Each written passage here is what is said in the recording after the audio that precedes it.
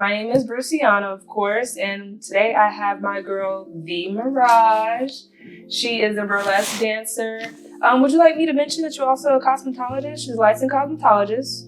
You can mention it. Yeah. She's also a teacher. I will say I met Mirage, and this is the event that she will be hosting at the end of this month, September 28th from 12 to 4. You can come to the Bubbly Burlesque show. So it'll be like, what would you say, a brunch burlesque show? Yeah, so Bubbly Burlesque is a brunch with a show. So it's from 12 to 4, and you can expect like an actual food, like actual brunch. I remember some people were telling me that they would go to like burlesque brunches or stuff in there and just have like light bites, but you can actually expect a full brunch buffet. Light bites? Yeah, we have like bottomless mimosas. We're gonna have other mixed drinks. Everybody is gonna be waited on with the wait staff. It's kind of like it's in an old dinner theater here in Cincinnati, so it's kind of like gonna be that like old school vibe of like you've seen a show and you're sitting at your table and people are like coming up taking your drink orders, and you know, you can go back and forth. It's going to be a buffet, so you can go back and forth and grab food. There. So the vibe is kind of vintage, classic vibes. It's a lot of it is still very it's decorated how it was like back in the day. And stuff that's like cool. That. So and it's perfect for burlesque because I feel like burlesque is such a like. It takes you back to that old Showtimey feel. Like anytime I go to a burlesque show, I feel like I'm really with showgirls or like, I mean, I feel like it's a Vegas thing, of course, now because Vegas is just like Showtimey in general. But like, I just feel like burlesque shows are going to always be like a showgirl moment, show stopping. Yeah. So burlesque, it's really funny because burlesque is very, it's complex, but it there's like a whole community and a whole world, and it goes outside of Vegas. Like all over the United States, there are pockets of showgirls in pretty much any major city that you can think about. And now like the Midwest scene has been picking up. We are having a lot of newer performers, newer shows pop up. We have 2 festivals. We have the Ohio Burlesque Festival. I didn't know about this. And when is that? Ohio Burlesque Festival takes place, I believe, in August. Oh, so we missed it? Yes, just missed it. And it's people from all over the world. It's an international festival come to compete and to perform and to also be a part of the weekend. There's also now Queen of the West Burlesque Festival, and that's right here in Cincinnati. Okay. What is that? That is, I don't think we have a date just yet, but was that in March? You don't know? Okay. You know. It was in March. So it was in March, the Queen of the West Burlesque Festival, and that is a newer festival. It's about 2 years old, and we have people from all over pretty much the country coming in to attend the festival and or perform and stuff. We also have indie. Oh my God, this is terrible. I believe it's like Indie 500 or something like that, but it's Burlesque Festival up in Indianapolis. So we do. I have a couple ties in Indianapolis. When I used to model, I was signed to a smaller agency called L Models in Indianapolis. So a lot of work that I would get and a lot of things I would do would be in Indianapolis because that's where she was. And I will say, in my opinion, the creative market, especially the modeling market, is in Indy. Indy has it going on. It's like, up there. Indy definitely has it. That's where I walked in my first fashion week. I got to meet the creator of New York Fashion Week, and I actually did model in their what is that called? Because during the fashion week, they also do the festival as well, but I can't think of the name of the festival right now. I'm having a brain bloop as well. So. Brain blip. Yeah, but I'm very familiar with Indianapolis, and I would say as far as the creative world, Them girls, the people, period. Indianapolis do it. Like, the magazines up there, like, come to Cincinnati, get it together. Like, we don't even have magazines. The only magazine I can think of that, like, has creatives put on there and local models featured is Cincinnati Magazine. Cincinnati Style. Yeah, Cincinnati Style. That's the only one I see, like, actually showcasing models, entertainers, and just people in the creative field in general. So get it together, Cincinnati. It's really odd. I wonder why, because Cincinnati has a lot of talent and a lot of art and a lot of artists here. So I wonder why we can't seem to, like, have what I guess people would perceive as a very booming and thriving, and fruitful scene. Kind of like indie, kind of like Louisville even has surprisingly a pretty decent artist scene. I wonder why we have the materials, but why we don't actually have the product. Me too. I've lived here my whole life and can't figure it out. Speaking of such, I am, of course, a Cincinnati native, born and raised. I never saw you, never even knew about you until I will say, 5 years ago? For real? When did you move into Cincinnati? And I'll also speak on, like, how I kind of came acquainted with her as well. I just want to hear you, though, like, speak on, like, when did you move to Cincinnati and why Cincinnati? I always ask people why Cincinnati, because, like, I don't know, they call us the heart of America, but, like, I feel like we're more of, like, I don't know, the, like, black hole. Like, it's like everything just funnels here into this little, like, small but big town we call Cincinnati. Yeah, Cincinnati's a neat place. Well, I've been in Cincinnati for 10 years. I moved here. I was dating this guy, and he was from here. And I grew up in South Carolina, and we were together for like 10 years. We were living together and everything. And he was like, you know what? There's nothing for me here. I'm going to move back to Cincinnati because I have friends and stuff there. So either you're staying or you're coming. And I was like, I was in hair school at the time. I remember I was in hair school. I was just about to graduate. I graduated and I went and got my license, but I didn't get a salon job because I was like, well, guess I'm going. And we moved here. We made it here. Mind you, before that year, I visited before I did move up here, but before that year, I never even knew of Cincinnati. Like, it wasn't, it's not Destination America. I'm sorry. Like, when people say they, like, aren't from Cincinnati, they move here, I always have to ask, why here? Like, it was literally, so we got here, it was rough. I remember it was so rough. He has family in Fort Wayne, Indiana. We had to live in Fort Wayne, Indiana for some time. That's like the boonies, girl. It was so rough. It was the middle of winter. Mind you, I'm coming from South Carolina. Middle of winter. I came here in the fall. It was cold when I got out the car. It was like hot. I had shorts and a tank top on the drive here because we drove down here. Girl. I got out the car. It was so cold when we got here. It bit you, I bet. I was like, whoa. But yeah, fast forward, long story short, didn't work out. We broke up like 9 months after us getting here, 9 very hard months. And I stayed. As soon as I got here, I went up to Columbus, got licensed here, and I started working in the salon. And luckily,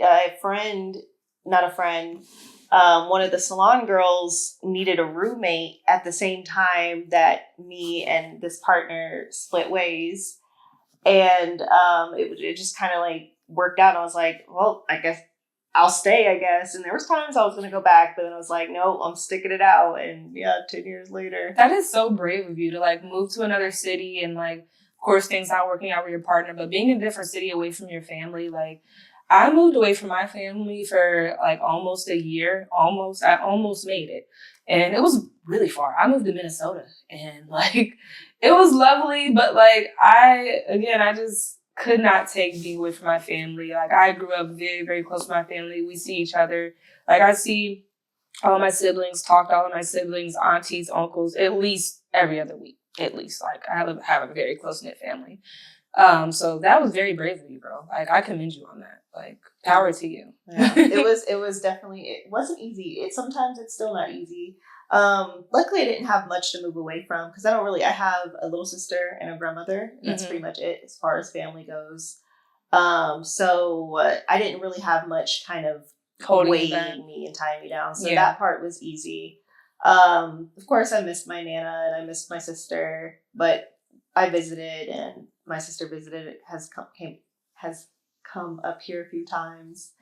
By the way, she hates the food here.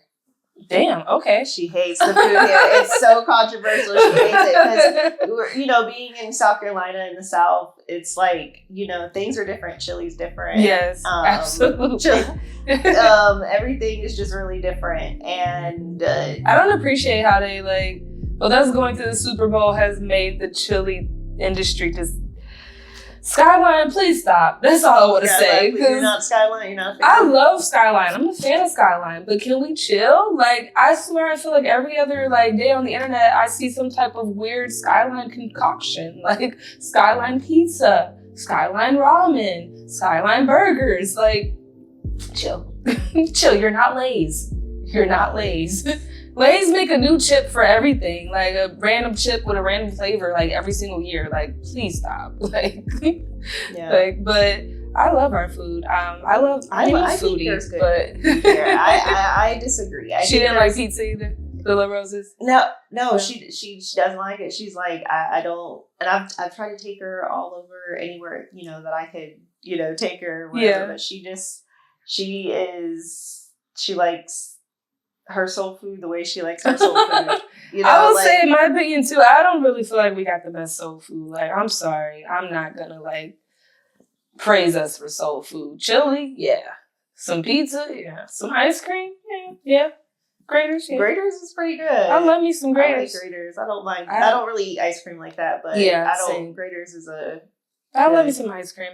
I don't know I know it's not a Cincinnati thing, but I know UDF is like a Midwest or I don't know. I think it's a Midwest only. Western. Like, you can't you can't go down south and go into the gas station and get ice cream like a milkshake. But right? you know what you can go down south in the gas station and get? Boiled peanuts.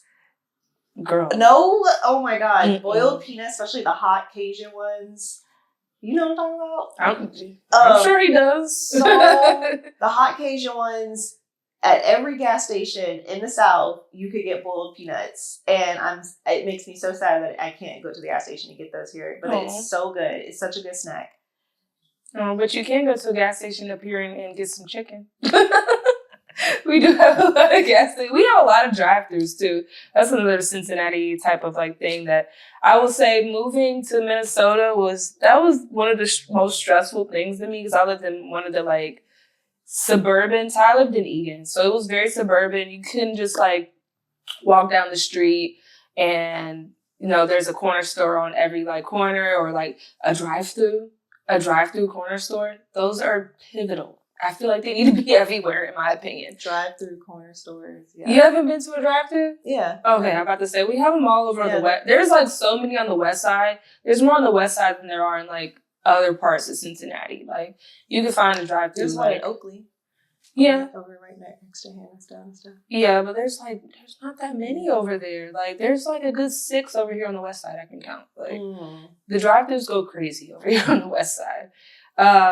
And speaking on where I have gotten to know you from and where I met you from, I don't think I actually formally met you when I first was introduced to you, but I met Mirage at a Cincy street meet. This photographer named Adam Delane, every year he puts on this big old creative thing. I think he's doing it again this year. I honestly don't know the dates because I stopped modeling, so I don't keep track of those type of things anymore. I want to get back involved though. I want to get back into a little bit of modeling in a way, but that's why I started a podcast because I wanted to shift the gears and be more of a personality than more of a a face. Like, Yeah. I wanted, and then plus, like, being signed to an agency, there's just so many rules, and there's so many, like, standards that you have to keep to, and you don't necessarily have to when you're freelance, of course, but when I was signed to the agency, it just was easier to just, like, have my agent send me auditions, have her, like, talk to people and stuff like that. That was just so much more easier for me. Like, I became a massage therapist because I don't like to talk to people. If that makes sense. But I have a podcast because I like to yap, but it's different. Like this service. Yeah, like it's weird to say. Like, I don't like to talk, but I do like to talk. Here I am having a podcast around my mouth. But I met Mirage at the Cincy Street Meet, and this girl was eating fire, y'all. She was spitting fire and eating fire. I forgot to mention at the beginning too. She is a fire breather. She does bend fire.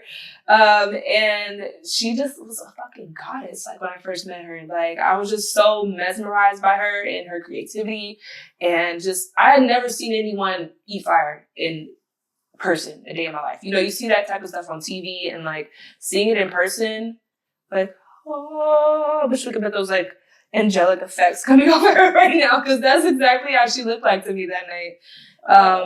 You're making me so, cry.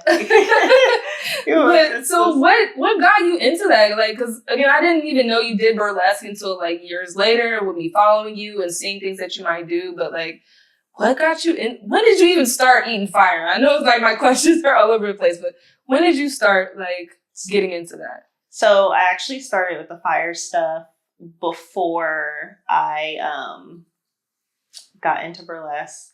There was a stint where I was going to music festivals, and there is something called flow arts, and I kind of quickly, I saw it, fell in love, was like, ordered my first pair of poi balls, didn't know what I was doing with it, and I just started like going to like meetups and stuff like that, and meeting people. And then I had like a friend that was like, oh, I need to introduce you to this person, like, you're wanting to get into like fire arts and fire performing and stuff like that, like, this is the best, you need to know this person. So we got networked, and we would just hang out, and they would they were kind enough to like show me some tips and tricks and show me some things, and also show me, most importantly, the business of becoming a performer and performing fire and stuff like that. I think without that information and knowledge, I wouldn't have been able to create that momentum to be able to turn it into something.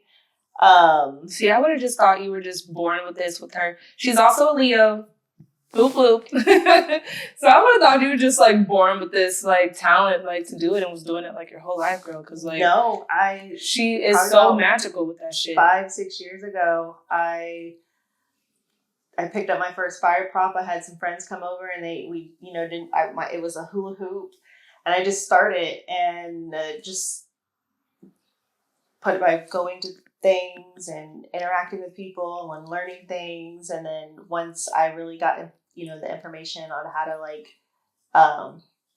turn it into something, then that's when I started to like make my name as like a fire performer.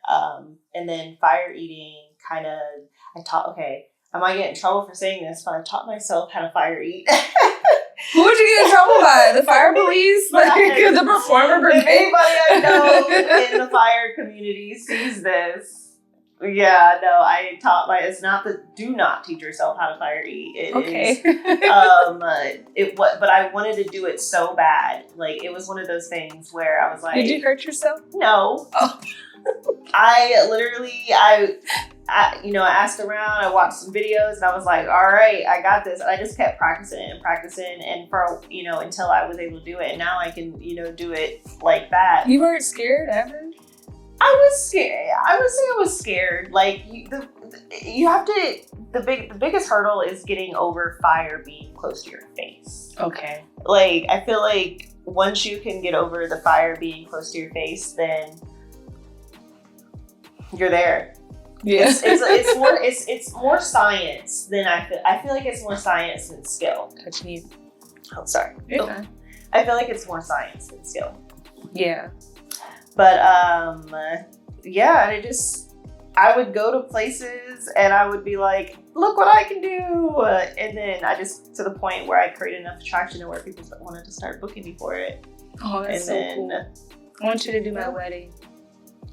Hit me up. We're talking about it. I will definitely do your wedding. But we've already talked about, like, I want a music, I always butcher this one. Magician? I want a magician at my wedding. You want okay, I can find you a magician too. I want a magician. I want to see rabbits coming out of hats. Like, I want people to be entertained. It might just be a carnival theme. I don't know. That would be lit. A carnival theme? Carnival themed anything. I'm here for it. Let's go. We have to get my partner on board with it. We'll see. But definitely some fire, please. As a Leo, I need to see some fire. I love my fire. I love some fire. Yeah, fire's cool. It's cool. It can get scary sometimes, but have you ever had a fire accident performing? You ain't gotta tell us. It's not an accident. Okay, so I've had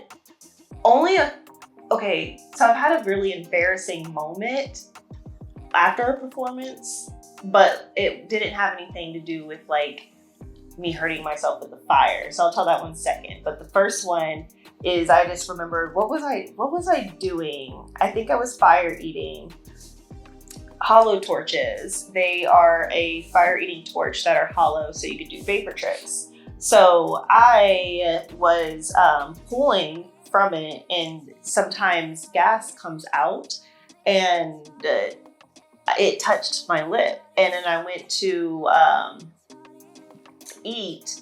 I don't think anybody noticed, but all of this went whoosh. And I had the nastiest burn right here. But nobody noticed. I was able to get through everything without anybody. I just knew my mouth was on fire. Oh my God. I bet you're eating ice cream then. Yeah, do not. I would say don't make the mistake. I mean, everybody, in their journey is gonna have their own mistakes and stuff, but definitely there could have been safer ways that I could have went about things. But I was just so determined. And then the second thing is I was performing fire at Fountain Square, and it was summertime. Okay. And it was hot. Now we've been having some really hot summers these past years. This is the moment where I realize in summer days for spitting fire, I charge more. Mm-hmm. Because the fire in a hot summer day, no.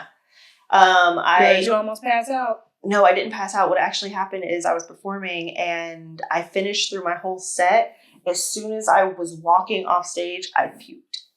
Fountain Square, everybody could see me right on the side right there. I puked. People were running up, giving me bottles of water. Are you okay? You did so good, but are you okay? Yeah. Because I had heat exhaustion. Yeah.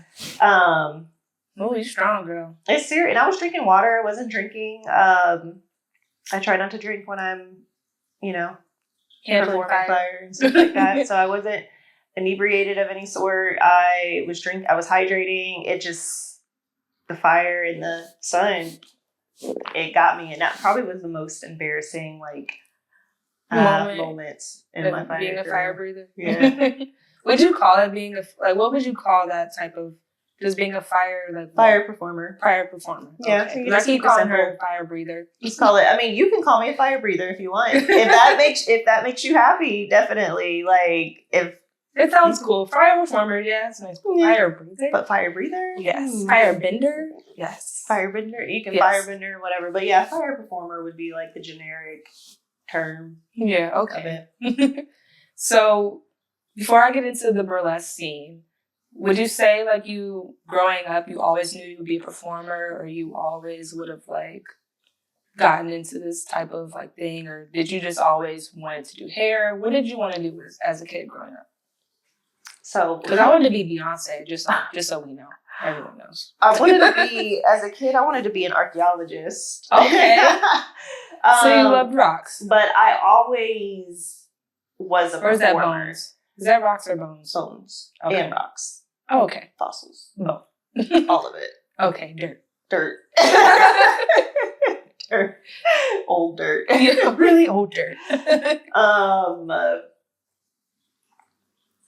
What was I saying? Oh, I was always a performer. Like, I remember my mom telling me about, like, I would be, you know, anytime Busta Rhymes came on, or, you know, I would stand up and I would get right at the edge of the table and I would start putting on a show and getting down.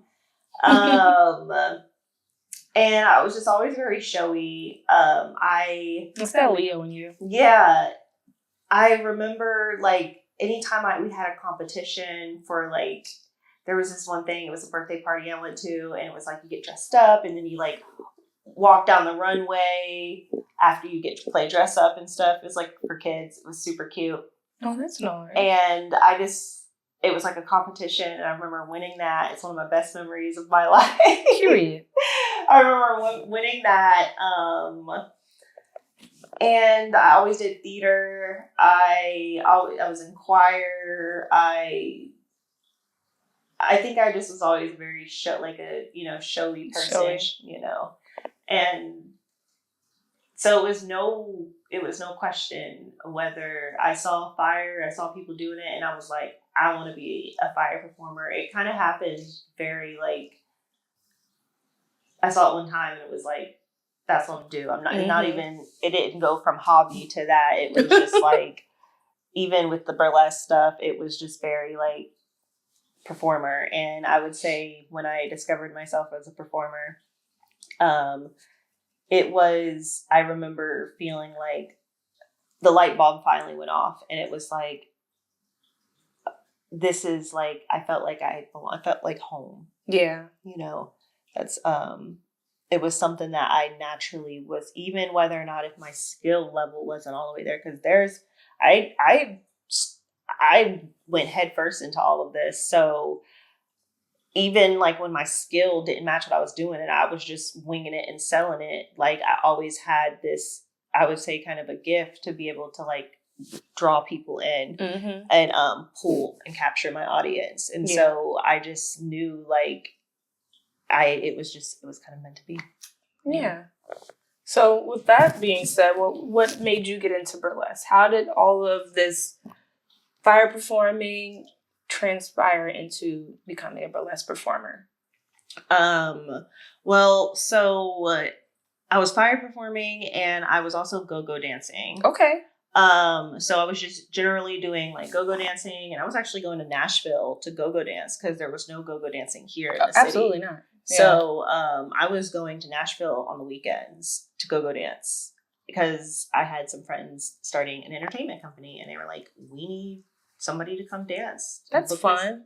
Work this gig. My first time seeing go-go dancers was in Minnesota. Really? Yeah, I went to this, I can't even, again, brain blew. I can't even think of the name of it, but it was the craziest, like, gay bar I ever went to. I always knew I was bisexual. I grew up with my brother taking me to gay clubs in Cincinnati, but the gay clubs in Cincinnati, if you remember the Dock, if y'all know what the Dock is, baby, that was a vibe. But we don't really have many spaces here in Cincinnati where it's like, especially for the gay, the queer community, to just, like, really have a great time. Like, I mean, there was, like, 3 different bars. In a safe time. Yes, in a safe time. There was 3 different bars in this place in Minnesota, and it had 2 floors. So up on the top floor, that's where all the drag queens were. And then on the bottom floor, in one of the rooms, is where all the go-go dancers were. They had this big animatronic penis. Like, I mean, it was very huge. Like, you could go and sit on it and take pictures of it. Of course, I have a picture on it. Of course I do. And then in the other room, it was, like, where all the dancing would happen. And then there was, like, poles for where the go-go dancers could go. And it was pretty dark in that room. But it was, like, life-changing for me to, like, see go-go dancers in person. Like, this is the reason I call Cincinnati a small, big city, because we don't have that type of environment here. The only place you can go now to see go-go dancers, and I'm pretty sure you were the reason that kind of, like, that door open. I don't know for sure, but, like, at Tallulah, they have go-go dancers there, and I remember, like, seeing you perform there as well. But I don't know if you started that, but like definitely like I feel like you brought that type of environment here to Cincinnati. So I don't know. I'm gonna give you your flowers on that, regardless, even if I don't know. Thank you. Because you were the first I saw go-go dancing at Tallulah. Yeah, no. So I didn't start the go-go dancing at Tallulah. It was somebody else's. It was one of the partners that saw it in, you know, a bigger city, wanted to bring it here. And I remember when they were like, "Oh, we were looking for dancers." I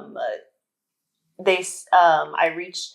People were sending me their information because they saw my content on go-go dancing because I was going to Nashville doing it, and then I managed to like sell myself and get random go-go dancing gigs at like random dance parties here in the city. Okay. So I was, you know, and I would film anything that I could and just like be like, I do this, like this, hire me. And marketing is key. Literally. And so I remember the gentleman that hired said that a lot of people just sent in my name. Like he had, like he said that he's like, yeah, he was like, that's had a lot of people, you know, send you over, you know, also to, as well as with, well, honey. Yeah. So, you might want to cut that out because I used her real name. You're fine. No one knows who that is. But so yeah, I just started there, and it was kind of, oh my God, it was a thing, but it wasn't. It was no system, no nothing. So I you know, created a system, created a flow, and then for a while I was, you know, kind of the one, you know, maintaining the go-go and stuff. And then, but that's just it's hard. Like, it's a hard gig to do every weekend. Like, it's hard, you know, like I'm trying to keep routines and stuff like that on so it's hard on the body, but it's definitely a good gig. And, definitely a good gig. But going back to burlesque, because I was doing all the go-go dancing and all that stuff, and my friend, she's a singer. Right now she lives in Atlanta. And my friend that lives in Atlanta, but she was living here at the time, and she was like, come to Ghost Baby with me. She was like, I'm going to talk to, his name's Justin. He's the one that does all of the talent managing and stuff like that over at Ghost Baby. Shout out to Justin at Ghost Baby. Listen, if you know, you know. So it was really weird because anybody who knows him knows how busy he is and how flighty he is. But this day he was somehow he was actually hanging out with us at the bar. Nice. Yeah. And so, like, we're, like, having a drink and stuff, and it was literally, it came out of nowhere, because she told me to, you know, my friend told me to come along, because she was like, you might be able to talk to him about doing something, or having, you know, getting some sort of booked, because she knew that I was doing, like, the fire, and, you know, all that other stuff. So I came along with her, and then, of course, he's very nice, so, like, he bought us both drinks and stuff, and so, like, we're sitting there, and it just comes to me out of nowhere, and I was like looking around like, this would be a great place for burlesque, you know? And he was like, actually, there is burlesque here. Oh. And so, mind you, I wasn't even thinking about burlesque up until this point. Okay. And it just like, it literally felt like it just came down. Yeah. And and so he then was like, he said, I'm going to connect you with somebody. And so he connected me with Madam Mira. And she was like, she actually just started doing burlesque here. So I'm just going to, I'm going to connect y'all, tell her I sent you, I'll let you know that you're coming away. So blah, blah, blah. So reach out. I give her my spiel, what I'm trying to do. And she just gives me like some basic information on how to like break into burlesque. I did it all. And it was weird because next thing I know, I was already go-go dancing, and I mentioned that I wanted to do burlesque and I wanted to have a debut. And they were like, well, do you want to do it for this gig? And I'm like, sure, why not? And then I ended up making my burlesque debut, which it really does seem like a blur because I really just went headfirst into it. There are It seems like it all came naturally to you. Yeah, like it just kind of, I was existing and it just like went bloop right, and it kind of fell in my lap. But there are better ways and more sustainable ways and more time saving, energy saving ways to do the same thing. And yeah, so and the next thing, it was kind of such a blur because I did my debut, and then all of a sudden I was just people were just reaching out and out of nowhere booking me for burlesque. And yeah. You're so blessed. You're really so blessed. Like, to have all of these opportunities, like, come to you, especially with you not having to, like, I feel like a lot of times people in the creative field, they do I don't want to call it crying, but, like, it's a lot of crying about, like, why am I not getting attention? Why am I not getting booked? Why don't people know who I am? And, like, when it comes naturally to you, I just feel like that's when you really know where you are, where you should be. Like, having people being able to reference you, having people being able to, like, want to book you, that is just so magical, like, to hear about and know about. It really was, because there was really nothing here in the realm of being a showgirl. There are cabarets, but it's nothing that you can make a full time or even a part time off of it. So it's really interesting because the burlesque scene here, we have a few cabarets, and I feel like it's kind of having a resurgence. Yeah. I know that burlesque had a moment and then it died down here, and there was only like one cabaret doing things. And then now within the past year, I'm seeing so many new performers pop up. But when I like started doing it, I think as like newer performers, I think there was like one person that I can think of that was also performing at the level that I was performing. So I was also going out of town to Indy, Louisville, Detroit. But I was traveling as well to do burlesque. So in like Indy and stuff, they have a really, more fluent scene. Yes. So I was just working, doing showgirl stuff on the weekends. And yeah, I would have to say Mira, she definitely was, because she definitely kind of like, me and her were kind of the only ones that were performing at the level that we were performing here in the city for a few years. Mm-hmm. Now I'm starting to see like more people, more performers pop up, and, they're, doing, their thing and stuff like that. But it was really weird because I felt like it was coming up on a resurgence, the scene. So would you say there's any like cabarets you want to like shout out, or like, no. People, like go try them out? Because I know they do classes as well, right? Mm-hmm. Yeah. So there's like a whole like world here. So there's classes. For classes, we have Queen Bee Cabaret. She does, Madame Mira, she is the producer of it, and she does workshops where she has like 3 levels. There's like level 1, level 2, level 3.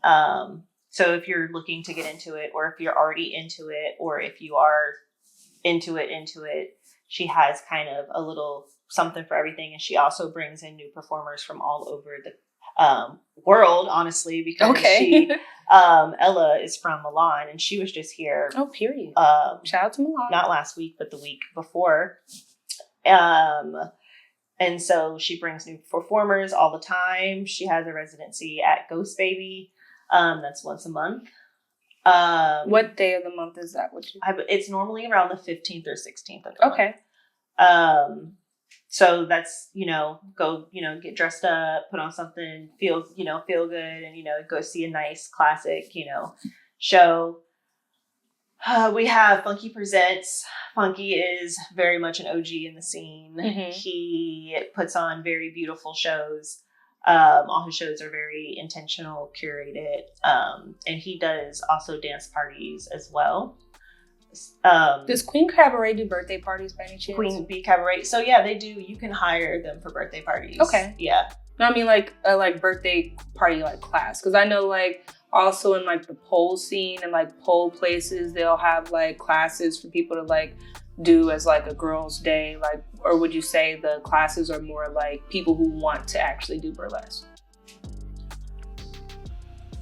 Can you like I'm asking like if I wanted to have a birthday party where we came to the Queen's Bee Cabaret and all of us girls just learn a little bit about burlesque and just do a little burlesque class as a birthday party, like is that something you would say Queen's Bee Cabaret could offer? Because I know in some pole studios they have classes where there are classes where you are actually learning how to pole dance and like, you know, there's levels, but then there's just actual pole parties and you can just go and just have fun as like girls. Yeah. Actually, I'm going to halfway say yes. Okay. You can, but Madame Mira would be the best one to get that. Knowing her, she will, if you want to bring a group of people and have that situation, she gonna figure it out. Okay. So Madame Mira, think about that. Think about doing some birthday parties. Girl, I'm pretty sure. So I'm gonna say yes, but I don't want to fully speak on her behalf because she's very busy, and especially with her workshops and stuff. We have Funky Presents, Passion Productions. They're like a pole and burlesque show, so they do like shows once every 3 months or so, and they so if you like aerial arts and stuff, it's really cool. Like I love seeing the girls in the hoops. Aerials, and they're very aerial centered, like focused, and they do have burlesque as well. So they're another good one. Beautiful shows. Gym City Burlesque, they're in Dayton, but if you're willing to drive a little bit, they put on really beautiful shows as well. Dayton is a very unique city, I will say. Very unique. Very unique. Dayton's interesting. Yes. We have Riot Rose Cabaret here. If you like more neo styles, more like, you know, grungier things, even if I always say too, like if you're a new performer here in Cincinnati and you're looking to get booked, go to Riot Rose Cabaret because they will always have a space for you. They really do focus a lot on newbie performers and making sure that they have a stage. Smoking Queers also, it's kind of same boat. Like they make sure that people up and coming are able to have a stage to showcase their stuff and then, you know, continue to grow from there. I wasn't expecting you to like name drop all of these places. No, yeah, we're definitely booming in the creative field. No. Well, it's here. Like if you like entertainment outside of, you know, the norm, if you like to see things and have an experience and be immersed in what you're, you know, there's a lot more here than I think people give credit or like realize. Yeah. You just got to get out your bubble. I always tell people here, especially if you're like a little bougie or you like to like feel, you know, like you know, I'm somebody like I really meshed in because I my fun is like I like jazz bars and I love some live music. I'm a sucker for some live music. Stuff. Yes. So good singer, please. Good singer. We have to add that. We have to add that tidbit. Listen, if you're not a good singer yet, there's a stage. Not this not this stage. Just not the one in front of me, please. Oh my God. I'll be sitting there. That's funny. Let's see. Yeah, no, and then there's more and more here in the city, and then also I forgot me and ITM Productions inside the Mirage. Period. This is Bubbly Burlesque is my first, you know, big show. Insert applause. It was my first show. it's really weird because it's kind of turned into a bigger show, but it was supposed to be a small. That's just the way things kind of worked out it to be. But so I'm hoping to kind of fill in the gaps in the scene and create more opportunity, especially for performers who not necessarily. Eventually I would like to grow and to be able to give opportunities to everybody, you know, but I see a lot of performers who aren't necessarily newbies, but they might not want to travel outwardly just yet, or like, you know, so kind of a middle ground for your, you know, more skilled performers and stuff like that. Creating like just more like high quality experiences and shows here in the city. So speaking on regards to your event, the Bubbly Burlesque show, what would you say the vibe was going to be like? I mean, we kind of spoke on it a little bit in the beginning, but like, what kind of food are you going to be serving? How many performers will be there? Should I come in my Sunday's best, or should I come looking sexy? Like, what would you say? Okay, so dress code. More is more. This is very your fanciest outfit. Your, you know, definitely get your Sunday's best. You know, get dressed up. The outfit with the matching hat, like, you know, like, the whole thing. It's kind of upscale, so it's like, you know, get dressed up, come ready to, like, you know, see a good. It's going to be classic burlesque, so it's going to be very vintage vibes. Some storytelling. Okay. Type vibes. Let me try to think of some like words. I would say like whimsical, old Hollywood, jazz, vintage type energy. What kind of food? What kind of food? So we love food here at the Curators Chat. We do. We have a brunch buffet. It's going to be cooked. Everything's made like homemade and stuff like that from the cook, the in-house cook at the Redmore. Okay. There'll be chicken and waffles, potatoes, sausage, frittatas, you know, like eggs and like veggies. Will there be vegan options? Vegan options? We gotta always ask. We have, unfortunately, I don't think we have like the potatoes but not like vegan, unfortunately. I'm sorry, vegans. So sorry. But we'll have like a whole fruit spread, coffee, tea, any type of drinks that you can imagine. We'll have like special, you know, our specialty drinks that'll be on theme, and then we have like our bottomless mimosas. Okay. So how are you doing like the tickets? Because I know like other brunches I've been to, like the Bad Girls Brunch, a very infamous brunch here in Cincinnati, they would have sometimes, depending on the venue, they might have tiers where you could buy a ticket just for the show or like just for the experience, or you could buy a ticket and food, or a ticket, food and drink, or just drink tickets. Like, how are you doing the tickets where people can? So all tickets come with the brunch buffet. Okay. The bottomless mimosa is an add-on. We wanted to give that option because I have a lot of friends that don't drink. So, you know, people who, you know, aren't drinking, you don't have to like, it's not like it's like, oh, I'm paying for this ticket, but I'm not drinking. So it's kind of like, what's the point of paying for bottomless mimosas if I'm not getting it? So it's an add-on. Let's see, what was I saying? I said that brunch comes with every ticket. So how we sell them online is it's sold by table. Okay. So you can buy the table and then like split it up with your friends and stuff. We do have single tickets available as well. And you'll then be sitting with people if you buy a single ticket? If you buy a single ticket, it'll be we have the community like table. So when you go into the Redmore, it's kind of like it's like booths. It's really hard to explain. Okay. But you'll have a place to sit to eat, but it'll be at like the community table. So however, like if you and your friends both buy general admission tickets, y'all get there together. Y'all can obviously sit next to each other at the, you know, but it is best if you're going with friends to get a table, so that way y'all have a table with your name on it, and that's y'all's table. But if, like I said, if you're just buying your single general admission tickets, you can. It'll be at the community seating. Okay. But you will have. It's not like you're going to be standing up. You will have a place to sit and a place to sit down and eat comfortably. Okay. Will there be like designated times as far as like you can only eat like between 12 and 1 and then like the buffet's closed, or like do you know like how you're going to be doing the buffet? So the buffet is going to close by the last hour of the event. So the event from 12 to 4. So the buffet will be open from 12 to 3.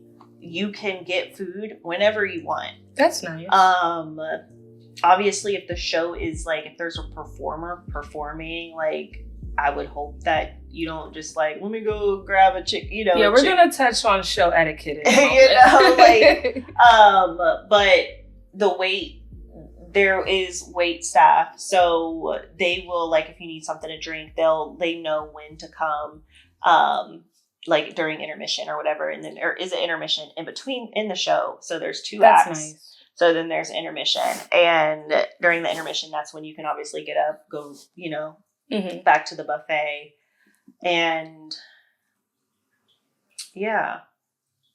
that's okay. Sorry, my brain was like, fine. Would you say you're ready to like announce the performers, or okay, we have Madame Mira. I had to get my girl in there. And we have Ethel Lovelace. She's from Louisville. Okay. She's amazing. I love me some Ethel Lovelace. And so like, I love her whole aesthetic and how she puts things together. So I was really excited to ask her to come along. So we have some really strong, and then me. Obviously. Yeah, of course. The Mirage. And then me. So we have some really strong performers. So you're definitely going to get quality. You're definitely in for an experience. Super fun, super, because it's also got a little, cheeky, sexy vibes, Yeah, speaking of cheeks, here at the Curators Chat, we always like to ask about your ass shaking meter at your event. I feel like there's no need to really ask you, like, because I just already know. Like, it's a burlesque show. Of course, there's going to be ass, and there's going to be some shaking, and it's going to be up there. So there's going to be a lot of that, and a lot of booty shaking, a lot of ass shaking. That's what you go. I don't know. That's why I come to burlesque show to see. Not only just beautiful women, but I come to see the tatas. So that's why you go. You're like, I'm always interested in why people like to go to. I personally go to see some ass and titties. You're like, I'm here to see that. That's what I came for. Screw it all. We don't have good like quality strip clubs in Cincinnati. I mean, I've only been to like. I've been to Dayton, and it's like, Even another reason to go to a burlesque show is because we don't got no strip clubs. Exactly. And it's a quality type of striptease. Because, I mean, I went to Atlanta, and I was in Blue Flame. My cousin, shout out to Brick House Barbie. She's a dancer down in Atlanta, and she brought our family up to the Blue Flame. And it was definitely, I will say, an eye-changing experience for me. Your girl had a fakie. So I was very young. I was 19. And I was 19 in the Blue Flame. And it was my first time seeing, like, I don't know, it was like at a certain time of the night, all the bitches got naked, y'all. Like, that was the most naked women I have ever seen in my entire life. I was in gay heaven. I was in gay heaven. It was so much ass and titties, but like, we don't really have like full on nude here in like the Midwest. So like, I kid you not, 12 o'clock came, they all was naked. Like, I was like, oh. Where was this at again? The Blue Flame. It's like a very famous strip club in Atlanta, but I don't know if they're open anymore. I'm not sure. But yeah, if they are, shout out to the Blue Flame.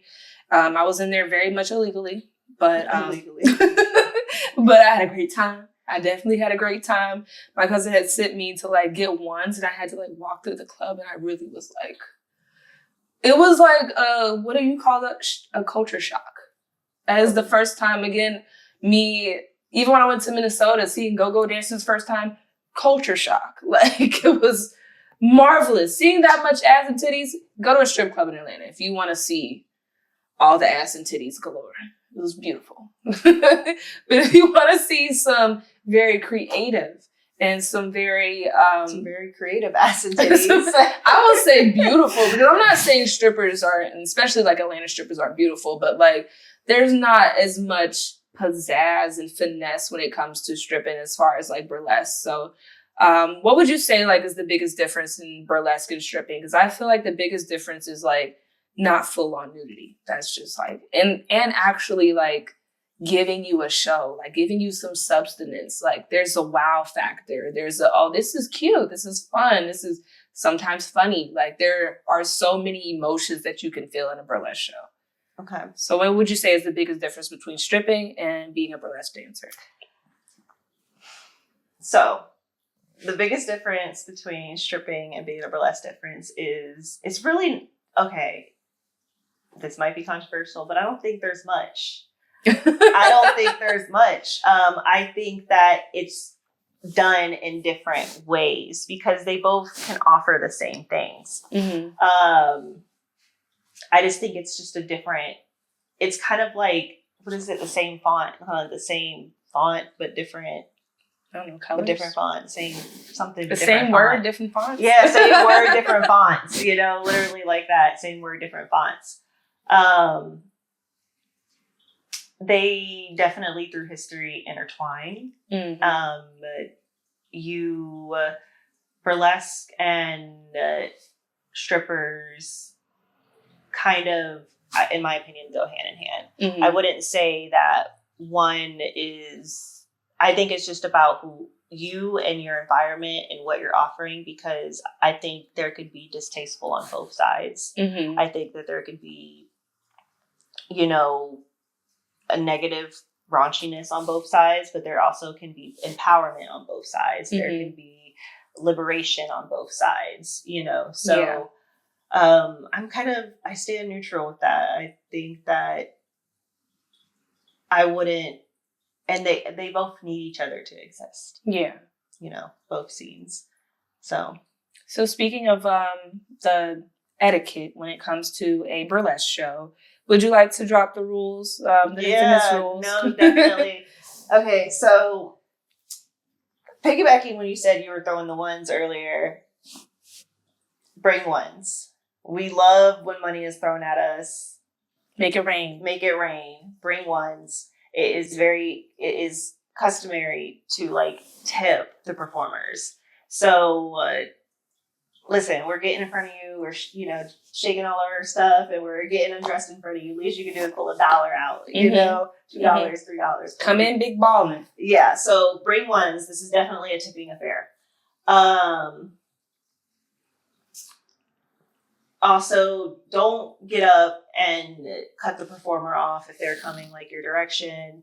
You know, if there's a performer performing, try to stay seated, you know, and wait until their show is, you know, it's probably going to be no more than 5 minutes. So wait till their show is like done. No heckling, absolutely no heckling. Like, this is one of those communities. Keep it quiet. If you're caught heckling, somebody will hear you. And you will be canceled, blasted, reprimanded. It gets nasty. They gonna get you. This is supposed to be a safe space, so definitely no heckling. Let's see. I covered tipping, heckling, sitting down etiquette. The most important touching. One. Yeah, that's the most important one to me. Yeah, no touching the performers unless they ask you to. Like, there'll be times where, you know, the performer will allow, you know, direct you. You can touch an item, you know, help them, you know, take something off, or, you know, touch their butt, but they'll tell you. You'll know. They'll make it very clear. That it will be very clear. But please do not just reach out and grab the performer. Also, if a performer comes up to you and offers you a glove, reach for it. If they offer you a string, grab it.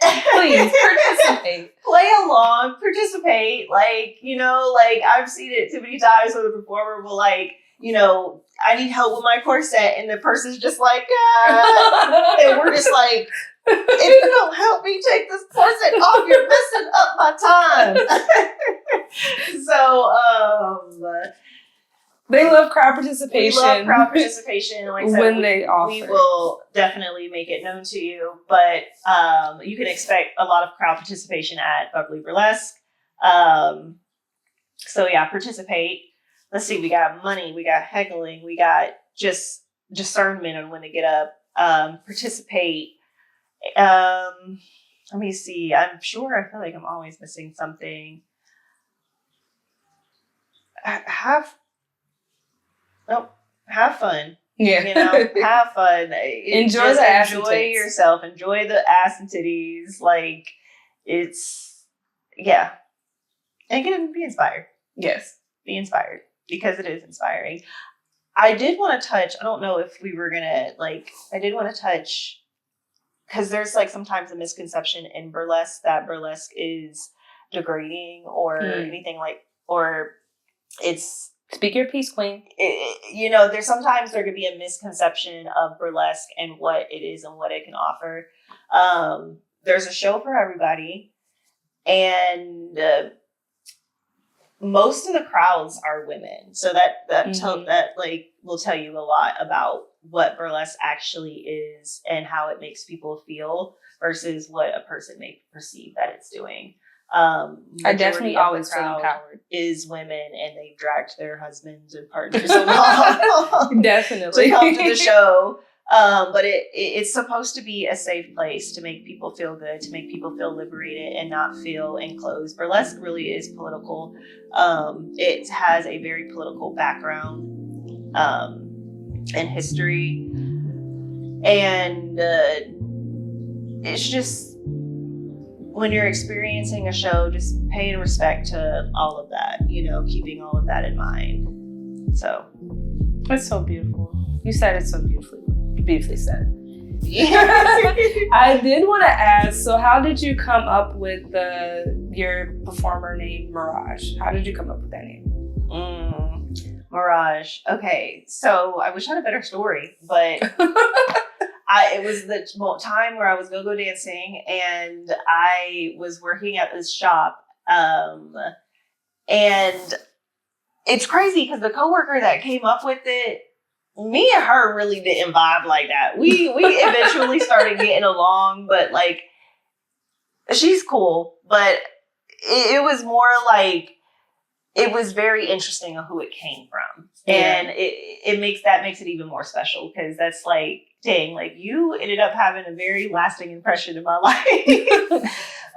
So I was sitting there and I was like, I really need a name, a stage name. I can't just keep going by my real name. And so she was just kind of you gotta separate the two. Yeah, jumbling the words together. And she goes, Mirage? And I was like, that's it. Okay. Yeah, and I've been Mirage ever since. And everything just, inside the Mirage, everything just kind of it just flows. I feel like everything in your life has just flown. Everything just fell into your lap, and it just all made sense. Would you say so? Girl, no.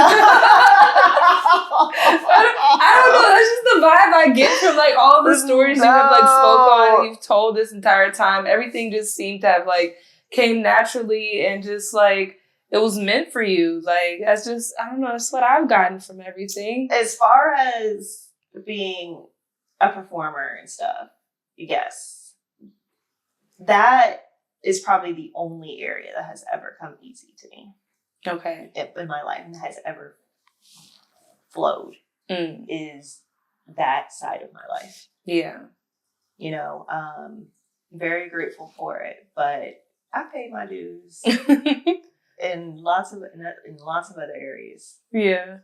So, going back to burlesque and your experience in burlesque, you talked about some of the competitions. Have you been in a competition? Have you won any competitions? Oh, no, I haven't been in a competition. And I'm a very anxious person. So I do plan on starting to, so what it is you go to burlesque festivals. There's a bunch of burlesque festivals across the nation, across the world, and you go and you compete for titles, and then we have the big one here, where people from all over the world come to in Vegas. It's at the Burlesque Hall of Fame, which is now unfortunately not open anymore. They closed it down due to...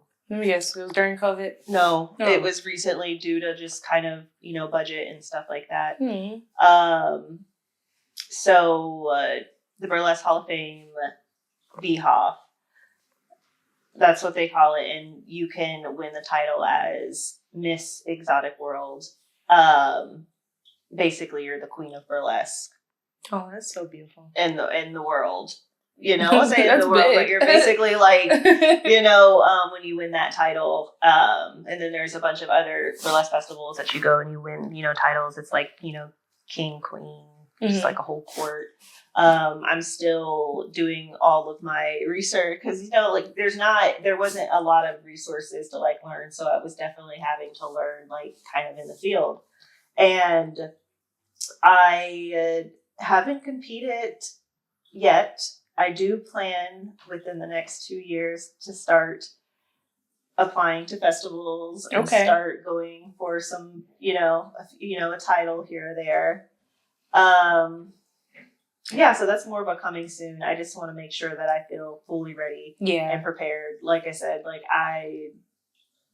I want to make sure my confidence is there. Because I will sit there and I'm the type of person, I will get in my head. I will compare myself. I will do all that. So I just want to make sure before I really put myself fully out there to hit grander stages and stuff like that, that I am actually ready. Yeah.